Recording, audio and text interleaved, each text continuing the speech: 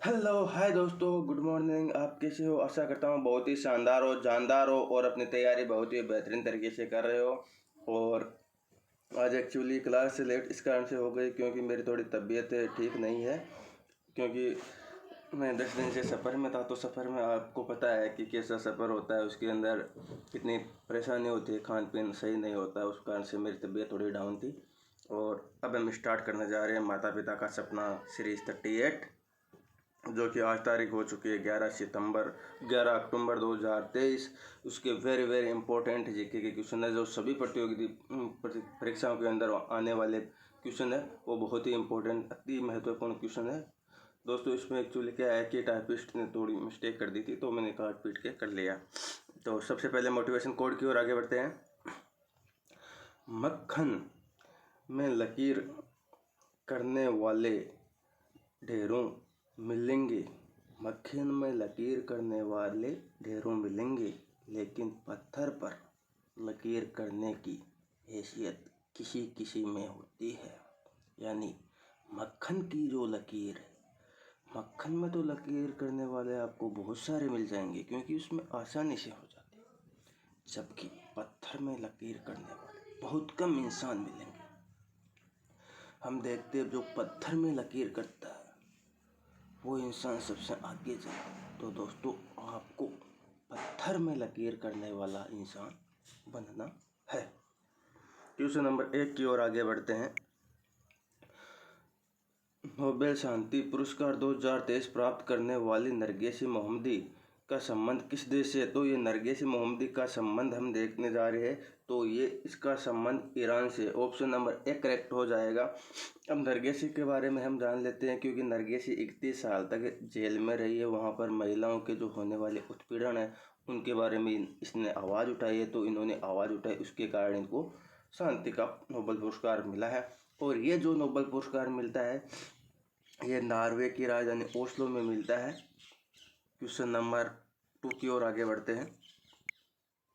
हाल ही में परमाणु मिसाइल ब्यूवेरवेस्टनिक का किसने सफल परीक्षण किया? तो ब्यूवेरवेस्टनिक का सफल परीक्षण अभी हाल ही में रूस ने किया है। तो ये मिसाइल जो हमारे पुतिन भाई साहब है रूस के, उन्होंने क्या किया है, इस मिसाइल को नाटो के खिलाफ लॉन्च किया है। क्योंकि आजकल आपको पता है रूस यूक्रेन वॉर चल रहा है, उसके अंदर नाटो रूस की मदद कर रहा है। तो रूस यूक्रेन की जो ये नाटो के खिलाफ रूस लेकर आए हैं, रूस के राष्ट्रपति व्लादिमीर पुतिन भाई साहब लेकर आए हैं। अच्छा, अब इनके बारे में थोड़ी और पढ़ लेते हैं। जो सरमत मिसाइल है ये भी रूस की है। यह इंटरकॉन्टिनेंटल बैलिस्टिक मिसाइल है जो सरमत मिसाइल है। उसके बाद में जिरकोन भी मिसाइल हाइपरसोनिक मिसाइल है, ये भी रूस की है। इसके बाद में खैबर और फतेह जो मिसाइल है ये ईरान की है। ओपेक जासूसी उपग्रह, ये इजराइल का ओपेक जासूसी उपग्रह। अभी आपको पता है कि इजराइल और कौन सा देश है वो, सॉरी मेरे दिमाग से निकल गया। इजराइल और एक देश है ना वो, उसके अभी चल रहा है, वॉर चल रहा है। इजराइल और हमास, इन दोनों के बीच में भी युद्ध चल रहा है। तो इजराइल का ये जासूसी उपग्रह। और इसके बाद में हम देखते हैं जो जिरकोन मिसाइल है रूस की, उसकी स्पीड 5 मैक से अधिक है, हाइपरसोनिक मिसाइल है। क्वेश्चन नंबर 3 की ओर आगे बढ़ते हैं। 19वें एशियन गेम 2023 में भारत ने हॉकी में कौन सा पदक जीता है? तो भारत ने हॉकी के अंदर अभी हाल ही में अपने इस जापान को हराकर स्वर्ण पदक जीता है। तो सिल्वर पदक जीतने वाला कौन हो गया? सिल्वर मेडल जीतने वाला हो गया जापान, और स्वर्ण मेडल जीतने वाला हो गया भारत। अच्छा, और इसके बारे में डिटेल से आपको बताता आ रहा हूँ डेली। तो आज नहीं बताऊँगा मैं, क्योंकि आज थोड़ी तबीयत मेरी डाउन है। क्वेश्चन नंबर 4, हाल ही में दिव्यांगजनों के लिए देश के पहले हाईटेक खेल प्रशिक्षण केंद्र का उद्घाटन कहाँ हुआ? तो इसका अभी हाल ही में उद्घाटन हुआ है प्रयागराज के अंदर। नहीं, एक सेकंड, प्रयागराज नहीं है, इसका आंसर है ग्वालियर के अंदर। ये दिव्यांगजनों के लिए खेल है, और इसमें जो इसका करने वाले कौन होंगे? पीएम मोदी इसका करने वाले होंगे उद्घाटन। और ये ग्वालियर एमपी के अंदर आयोजन हो रहा है। अब क्वेश्चन नंबर 5 की ओर आगे बढ़ते हैं। हाल ही में राजस्थान सरकार ने कौन से नए जिले की घोषणा की है? तो कौन से नए जिलों की घोषणा की है? अभी 3 नए जिलों की घोषणा की है। इसके अंदर आ गया कुचामन, आ गया सुजानगढ़, आ गया और मालपुरा, कुचामन, सुजानगढ़, ये तीनों जिले आ गए। तो इसका आंसर हो जाएगा मालपुरा, कुचामन सिटी और ये सॉरी यहाँ पर मालपुरा ही आ गया, यहाँ पर आना चाहिए सुजानगढ़। तो दोस्तों यहाँ से आप देख सकते हो ये तीनों डिस्ट्रिक्ट यहाँ पर है, मालपुरा, सुजानगढ़ और कुचामन सिटी, ये तीनों जिले यहाँ पर आप देख सकते हो। इसके अंदर ये आंसर हो जाएगा। अच्छा, इसके बारे में और देख लेते हैं थोड़ी जानकारी। राजस्थान में पहले 33 जिले थे, उसके बाद में ये अभी बढ़कर हो गए 50 जिले, जो कि 19 नए जिले बने और 3 नए संभाग बन गए। उसके बाद में ये हो गए 50 जिले और अभी 3 और ऐड कर दिए तो 53 जिले हो गए।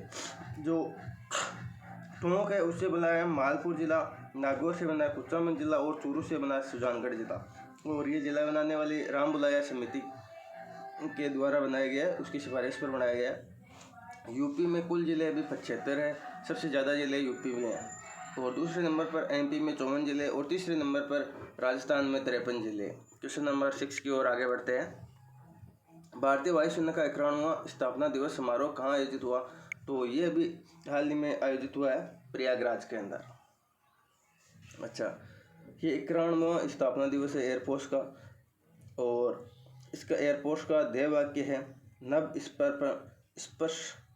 स्पर्श दीप्तम, मतलब आकाश को गौरव के साथ छूना, इसका आ गया। और एयरफोर्स परेड के अंदर अभी जो महिला शामिल हुई थी, शालिजा धामी हुई थी। एयरफोर्स के हेड कौन है? तो एयरफोर्स के हेड है अभी वी.आर. चौधरी। क्वेश्चन नंबर 7 की ओर आगे बढ़ते हैं। हाल ही में रिलायंस के जियो मार्ट का ब्रांड एम्बेसडर किसे बनाया गया? तो यह भी हाल ही में बनाया गया MS धोनी को। क्वेश्चन नंबर 7 का आंसर हो जाएगा ए। ऐसा, इसके बाद में हम थोड़े और ब्रांड एम्बेसडर देख लेते हैं। तो ICCI वर्ल्ड कप का ब्रांड एम्बेसडर शाहरुख खान हो गया। ICCI वर्ल्ड कप वैश्विक जो ब्रांड एम्बेसडर वो सचिन तेंदुलकर हो गया। और BPCL का राहुल द्रविड़ हो गया। इन्फोसिस का ब्रांड एम्बेसडर मेल के अंदर तो हो गया राफेल नडाल और फीमेल के अंदर हो गया इगा स्विटेक। पेप्सी को गया रणवीर कपूर हो गए और महाराष्ट्र के हैंड एम्बेसडर सचिन तेंदुलकर हो गए। क्वेश्चन नंबर 8 की ओर आगे बढ़ते हैं। हाल ही में मुख्यमंत्री लोक सेवक आयोग आयोजन कहाँ प्रारंभ हुआ? तो यह भी लोक सेवक आयोजन आयोग है, असम के अंदर प्रारंभ हुआ है। अच्छा, असम के जो CM है वो हेमंत बिस्वा शर्मा है। यहाँ के राज्यपाल गुलाब चंद कटारिया है, पहले राजस्थान विपक्ष नेता थे। क्वेश्चन नंबर 9, हाल ही में भारत का पहला हरित ऊर्जा पुरातात्विक स्थल बनाने वाला तट सौर मंदिर कहाँ स्थापित करेगा? तो ये तट सौर मंदिर है, ये स्थापित करने वाला है अभी हाल ही में तमिलनाडु के अंदर। अच्छा, अब इसके अंदर थोड़े और देख लेते हैं। तो ये जो तट सौर मंदिर है वह महादेव प्लस विष्णु जी का मंदिर है। पहला हरित ऊर्जा पुरातात्विक स्थल भी है ये, और क्लीन एनर्जी और पोल्यूशन लेस है। महाबलीपुरम में ये सौर मंदिर है। क्वेश्चन नंबर 10 की ओर आगे बढ़ते हैं। हाल ही में मध्य क्षेत्रीय परिषद की 24वीं बैठक कहाँ हुई? तो हाल ही में मध्य क्षेत्रीय परिषद की 4थी बैठक हुई है, ये अभी हाल ही में हुई है। ये अभी उत्तराखंड के अंदर हुई है, जो कि आप देख सकते हो। ये मेजबान उत्तराखंड सरकार आ गया। 7 अक्टूबर 2023 को यह हुई है। ओके दोस्तों, थैंक यू सो मच। आज उतनी पूरी डिटेल से क्लास नहीं हुई है, फिर भी मैं कोशिश की आपके लिए पूरी क्लास लेने के लिए। और दोस्तों, मैंने हर क्लास की अब मैं PDF भी डाल रहा हूँ। आप PDF जो डिस्क्रिप्शन वाला सेशन है उसके अंदर जाके PDF को भी देख सकते हो।